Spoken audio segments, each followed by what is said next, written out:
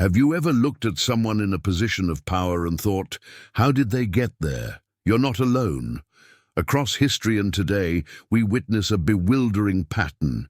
People who seem entirely unqualified or outright incompetent often ascend to leadership, while more capable individuals remain sidelined in the shadows. Think of Emperor Nero, said to have fiddled while Rome burned, or Elizabeth Holmes, who built a billion-dollar company on technology that didn't work.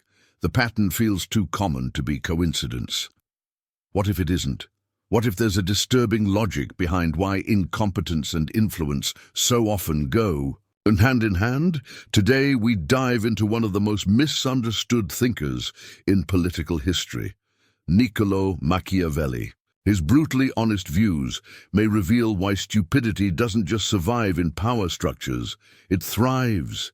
But this isn't just about old political theory. It's a psychological phenomenon shaping everything from boardrooms to parliaments, from media empires to social movements. The hard truth? Sometimes being smart, truly smart, is exactly what prevents people from rising to the top. Machiavelli lived in 16th century Florence, exiled from the political life he cherished. From that isolation, he wrote The Prince, arguably one of the most controversial political treatises ever published. Unlike idealists who theorized about how rulers should behave, Machiavelli dissected how power actually operates in the real world. One of his most haunting insights. Everyone sees what you appear to be. Few experience what you really are. With that, he exposed a fundamental truth. In power dynamics, perception often matters more than substance. This is where our paradox begins. Appearing competent frequently outweighs being competent. Machiavelli observed that truly intelligent rulers often created problems for themselves, not because of their intellect, but because of the traits that come with it: nuance, moral consideration, and self-awareness. In environments where dominance, certainty, and bravado are mistaken for leadership, these qualities become liabilities. Intelligent individuals tend to question, to hesitate, to acknowledge complexity, yet power often rewards those who project. Simple confidence, not deep thought. Take Socrates. He openly questioned authority and sought truth, but his humility and probing intellect ultimately led to his execution.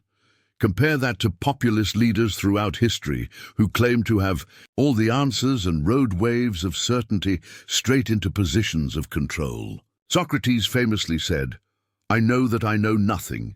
It made him immortal in philosophy, but powerless in politics. Now, let's fast forward to modern research. A 2017 study in the Journal of Management revealed something unsettling. Intelligence correlates with leadership effectiveness, but only up to a point. Beyond an IQ of about 120, increased intelligence can actually become a disadvantage in leadership emergence. Why? Because those with high intelligence often struggle to communicate their complex thoughts to broader audiences. They are perceived as out of touch or aloof, while less competent individuals who speak in absolutes appear clearer and more decisive. It's a troubling irony. Being too smart can actually prevent you from becoming a leader. But intelligence isn't the only variable. If brain power can be a liability in power games, what traits actually help people rise? This brings us to a powerful cognitive principle. Have you ever noticed how the loudest voice in the room often becomes the most influential? Even when it says very little of substance, that's not an accident. It's a glitch in our psychology. In the late 1990s, psychologists David Dunning and Justin Kruger identified what we now call the Dunning-Kruger effect, a bias where people with limited knowledge significantly overestimate their competence, while true experts underestimate their abilities because they understand what they don't know. Shakespeare captured it centuries before psychology did. The fool doth think he is wise, but the wise man knows himself to be a fool. Machiavelli would have recognized this instantly. In his world of cutthroat politics, he saw how overconfidence, even when unfounded, often carried more weight than thoughtful caution. Today, studies confirm this. In 2020, the Journal of Personality and Social Psychology published research showing that individuals who display high confidence are more likely to be perceived as leaders, regardless of their actual competence. The illusion of certainty outweighs real expertise. Consider George Armstrong Custer. His reckless confidence led to catastrophic military defeat, but his charisma secured him followers and promotions. In Silicon Valley, founders who speak in bold, visionary language often attract billions in funding, whether or not their tech actually works. WeWork's Adam Neumann is a textbook case. His confidence outpaced his competence, and investors followed him off a cliff. Even global financial figures play into this. Masayoshi Son of SoftBank lost over $70 billion on failed investments, yet maintained trust through force of personality alone. In Russia, oligarchs secured power not through brilliance, but through confidence and connection in the post-Soviet economic chaos. Meanwhile, Singapore built a leadership model that actively resists this trend, structuring its political system to reward competence over charisma. My 2012 study from Stanford and the University of Houston went further. It found that narcissism, not competence, was the strongest predictor of who would emerge as a leader in unstructured groups. These narcissistic leaders didn't produce better results. Their teams just thought they did. Why does this happen? It's in our brain's wiring. We use mental shortcuts, heuristics, to assess others. Confidence is mistaken for competence. Decisiveness is interpreted as clarity. These mental shortcuts may have helped early humans identify strong leaders quickly in times of threat. But in the complexities of modern society, they can be deeply misleading. We call this the confidence illusion. And it explains how the incompetent not only rise to power, but also earn trust, praise, and loyalty along the way. But if that were the end of the story, incompetence would fade as results rolled in. Instead, something darker takes hold, something that allows these individuals to entrench themselves in power for years, sometimes decades, despite failure. And that's what we'll explore next. Section 2. The institutionalization of incompetence. How weak leaders build even weaker systems. Incompetent leaders don't just rise to power. They create environments where their incompetence can survive and even thrive. And Machiavelli understood this better than most. He wrote, "The first method for estimating the intelligence of a ruler is to look at the men he has around him." That line isn't just a sharp observation, it's a warning. Weak leaders instinctively surround themselves with weaker subordinates, not because they can't find better people, but because they don't want to. Talented individuals pose a threat. They might expose the leader's limitations, question their decisions, or, worst of all, be seen as more competent. So the insecure leader selects for loyalty, not ability. This creates a ripple effect that spreads outward, like a virus. What starts as one bad hire becomes an entire ecosystem of mediocrity. This psychological tendency has a name: competence-threatening behavior. Organizational psychologist Dr. Tomas Chamorro-Premuzic explains that many leaders, especially those high in narcissism or low in emotional intelligence, actively avoid hiring people smarter than themselves. They fear being outshone, even if it means undermining the success of their own organization. The result? A feedback loop where critical thinking is punished and sycophancy is rewarded. History is littered with these examples. Take the reign of Emperor Commodus. He inherited a stable empire from Marcus Aurelius, but systematically replaced competent officials with flatterers and entertainers. What followed was swift decline. Or look at Zimbabwe under Robert Mugabe. Capable economists and administrators were driven out and replaced by party loyalists, leading to one of the worst economic collapses in modern history. Even democracies are vulnerable. Brazil's centro-political bloc famously trades competence for coalition loyalty, allowing unqualified officials to maintain power through backroom deals and cronyism rather than merit. In modern corporations, similar dynamics play out behind boardroom doors. Instead of asking, who is best for this role, insecure executives ask, who will be the easiest to control? The danger of this isn't just short-term inefficiency, it's long-term institutional rot. This brings us to a critical concept in sociology: homophily, the tendency of people to associate with others who are similar to themselves. In leadership structures, this means incompetent leaders are more likely to elevate individuals who reflect their own traits. Overconfidence without substance, obedience over insight, loyalty over truth. Over time, these choices solidify into culture. A workplace where asking questions is labeled as being negative. A team where pointing out flaws is seen as not being a team player.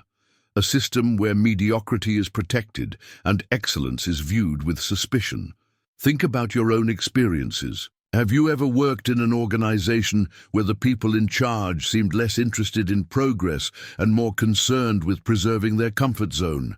Where good ideas were ignored because they came from the wrong person? Where promotions had less to do with performance and more to do with politics? That's institutionalized incompetence in action. It's not just about who's in charge. It's about the system that forms around them. And this system feeds on one of our deepest psychological vulnerabilities, our craving for certainty. In times of uncertainty, economic instability, political chaos, or cultural upheaval, people become even more susceptible to simplistic answers. They don't want complexity, they want clarity. And this sets the stage for manipulative leaders to rise by offering black and white solutions to grey problems. Machiavelli wrote, "For the great majority of mankind are satisfied with appearances as though they were realities, and are often more influenced by the things that seem than by those that are." He wasn't condemning people, he was diagnosing a flaw in human cognition. Our desire for clarity can override our ability to think critically. And in that environment, intellectual honesty becomes a disadvantage. Just look at how public discourse often rewards the loudest voices, not the most reasoned. Scientists discussing climate change speak in ranges and probabilities. Political figures speak in absolutes. One says, there are several complex contributing factors, while the other says, this is exactly what's happening, and here's how to fix it. Which message gets more attention, more votes, more funding? The same applies in healthcare, economic policy, even education. Real experts say, we need more data. Manipulators say, I already have all the answers. The second message is more emotionally satisfying, even if it's wrong. And our cognitive biases don't just affect who we listen to, they shape how we interpret information. In a striking 2017 experiment by Yale researchers, participants were asked to solve math-based policy problems. When the answers aligned with their political beliefs, they performed better. But when the math contradicted their views, even highly numerate individuals got the answers wrong. Not due to misunderstanding, but because they subconsciously refused to believe the data. This is called motivated reasoning. Intelligence doesn't always make people more rational. Sometimes it just makes them better at defending irrational beliefs. Add this to our need for cognitive closure, our desire for definite answers in ambiguous situations, and you have a perfect storm. The more complex the world becomes, the more we gravitate toward those who offer certainty, even if that certainty is fake, and those who seek power know this. They exploit it. This is where Machiavelli becomes truly unsettling. He suggested that intelligence and moral virtue often conflict with the ruthlessness required to seize and maintain power. In The Prince, he wrote, "It is necessary for a prince who wishes to maintain his position to learn how not to be good, not because he admired cruelty, but because he recognized that those who are bound by conscience are at a tactical disadvantage against those who are not. Ethics becomes a handicap when your opponent is willing to lie, cheat, and manipulate, without remorse." Let that sink in. The very qualities that make someone a good person can make them less competitive in power struggles. This isn't just theory, it's reality. In the ancient world, Cicero was brilliant, eloquent, and deeply principled. But Julius Caesar, willing to break every norm, won the power game. In modern politics, we often see principled candidates overwhelmed by smear campaigns, disinformation, and shameless tactics. The playing field isn't level, and never has. In organizational studies, researchers from the University of British Columbia found that psychopathic traits, especially when paired with superficial charm, were positively associated with leadership emergence in corporate settings. Across industries and cultures, from China's ruthless businesswoman stereotype to hyper-capitalist Nordic firms, those who manipulate most effectively often advance fastest. This creates what game theorists call a race to the bottom. When unethical tactics prove effective, others must adopt similar strategies or risk being left behind. Over time, entire systems transform, rewarding deceit and punishing integrity. But Machiavelli wasn't saying this to celebrate corruption. He said it to expose it, to warn us, and that warning is more relevant now than ever. If incompetence begins with overconfidence and solidifies through systemic decay, it endures through something even more sinister: psychological manipulation. Incompetent leaders don't maintain power by luck. They deploy deliberate strategies that exploit the mental shortcuts and vulnerabilities of the people around them. These strategies are not accidents of charisma. They are calculated mechanisms of control. And Machiavelli, once again, saw them centuries before modern psychology gave them names. The first tactic is perhaps the most powerful: tribalism. Weak leaders know that the fastest way to cement loyalty is to divide people into in-groups and out-groups. They manufacture enemies, real or imagined, and position themselves as the only defense. This isn't just a political tactic, it's a psychological fusion. Psychologists call it identity fusion, where a follower's personal identity becomes intertwined with the leader's success. Once this bond forms, any attack on the leader is perceived as an attack on the self.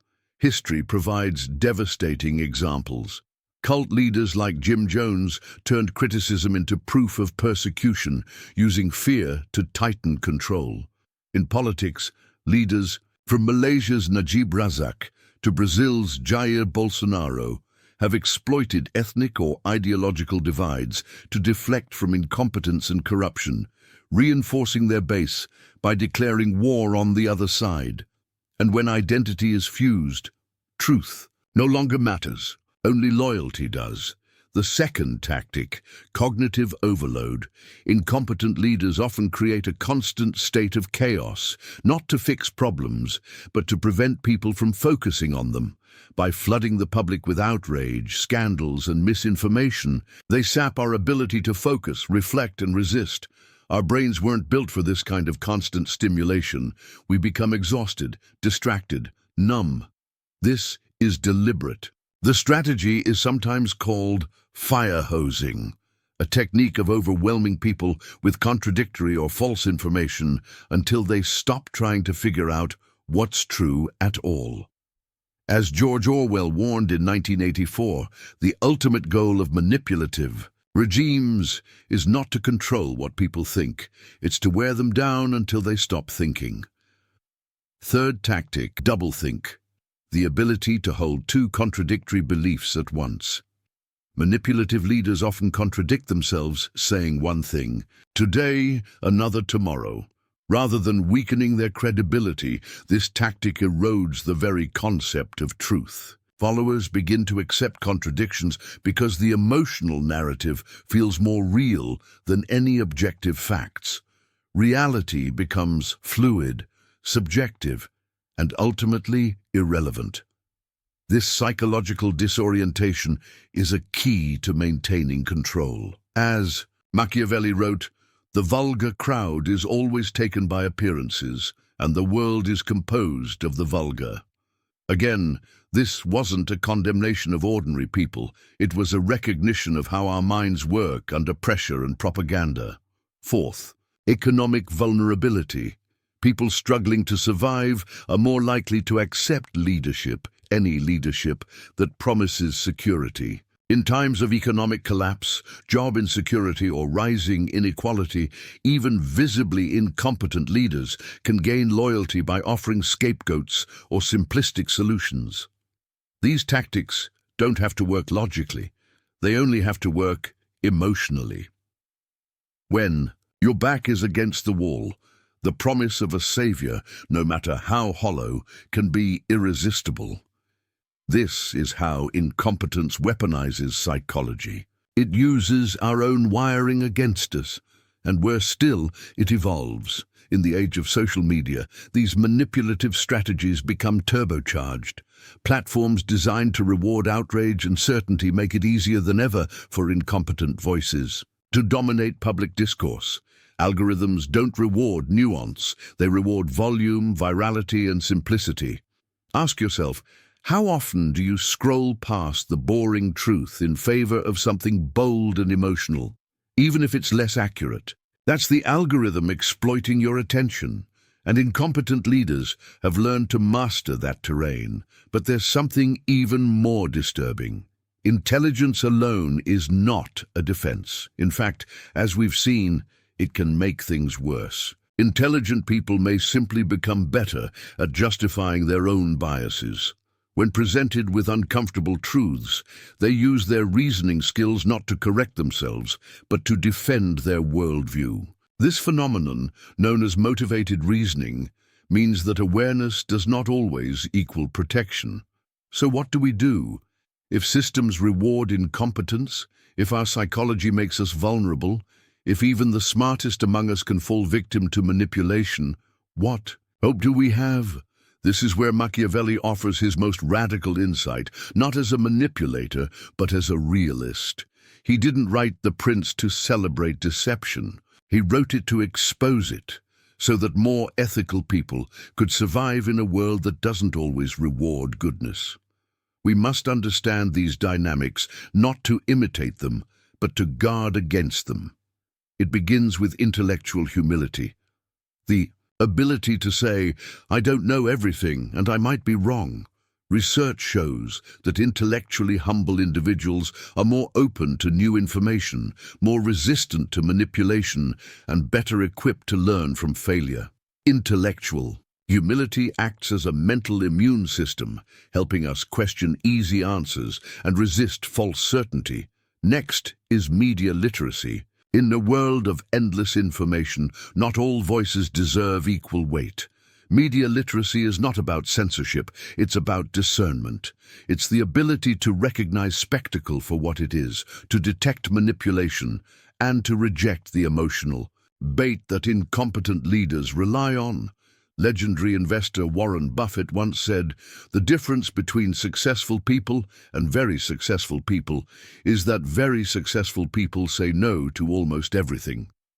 That doesn't just apply to business, it applies to information. Don't consume everything. Choose wisely. Lastly, we must cultivate philosophical reflection, the habit of stepping back from the noise to ask deeper questions. What kind of society are we building? What values do we reward? What do we want leadership to look like?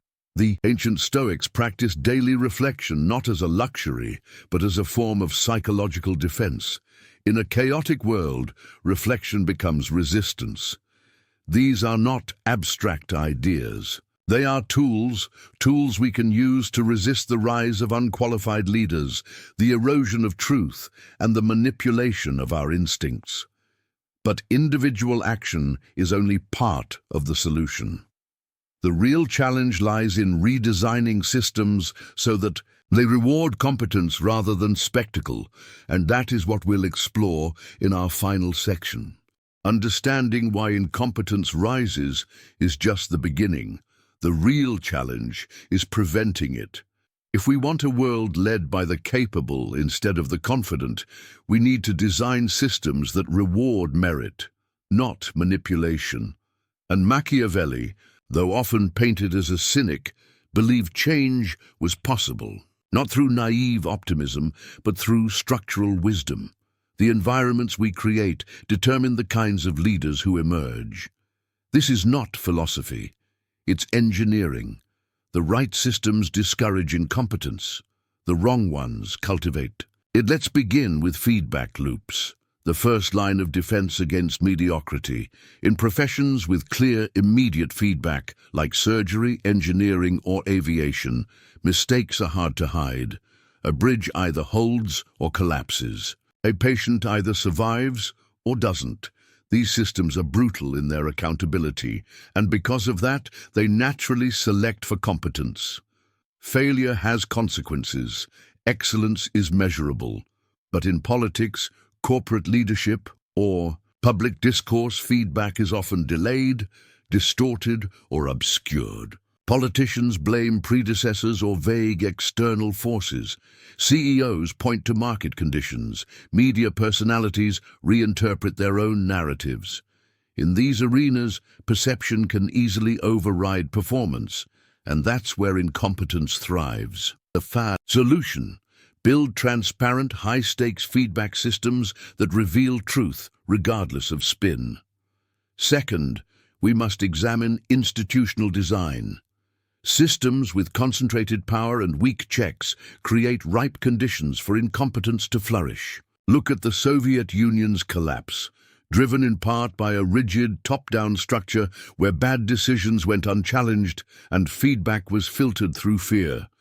Contrast that with Germany's dual-board corporate governance model, which separates management from supervisory oversight.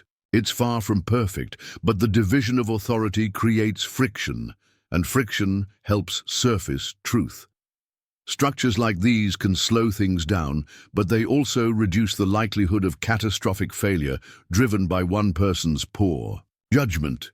In democratic systems, independent watchdogs, free press, and civil service protections function similarly.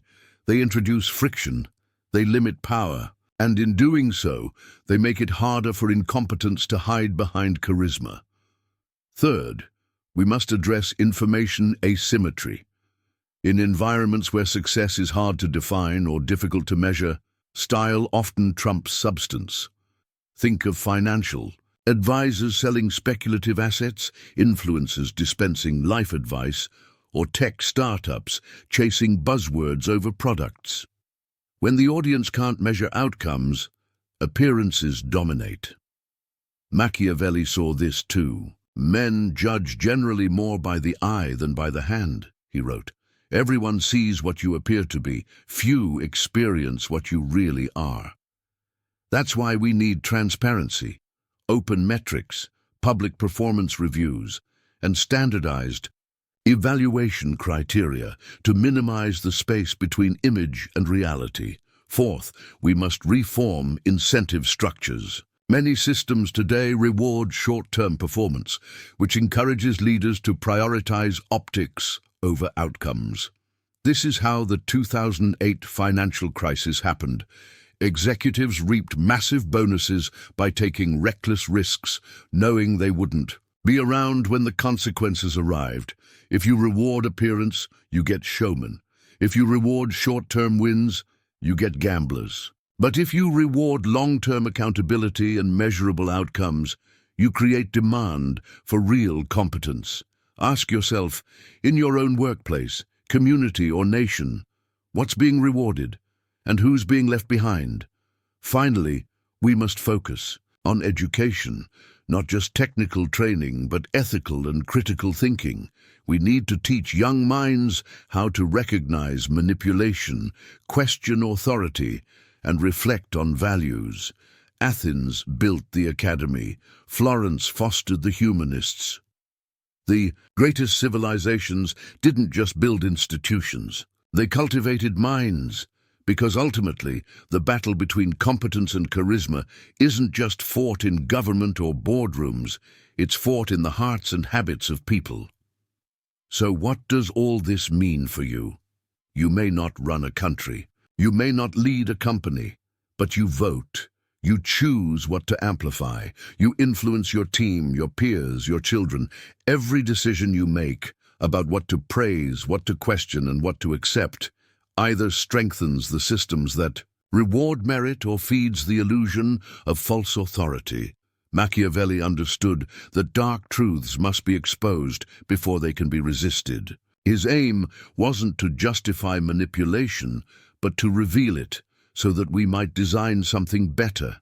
It is not titles that honor men, but men that honor titles. This final insight reminds us that authority is hollow without virtue.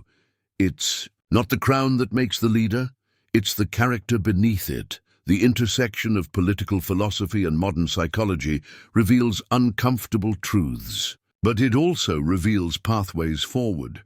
We can create systems that favor thought over spectacle, substance over noise, and integrity over illusion. We can build organizations where feedback is honest, structures are balanced, and leaders are chosen, not for how loud they shout, but for how well they serve. We can raise generations that ask better questions, resist manipulation, and strive not just for power, but for purpose. Because while stupidity may win battles, only wisdom wins the war. So, what dynamics have you seen in your own world? Have you witnessed the rise of the incompetent? Have you seen how truth gets twisted, or how institutions fail or rise to meet the challenge? Leave a comment below and share your experience. And if this exploration resonated with you, consider subscribing or sharing it with someone who might benefit. Until next time, remember, understanding the darkness isn't surrendering to it. It's the first step in creating the light. See you in the next video.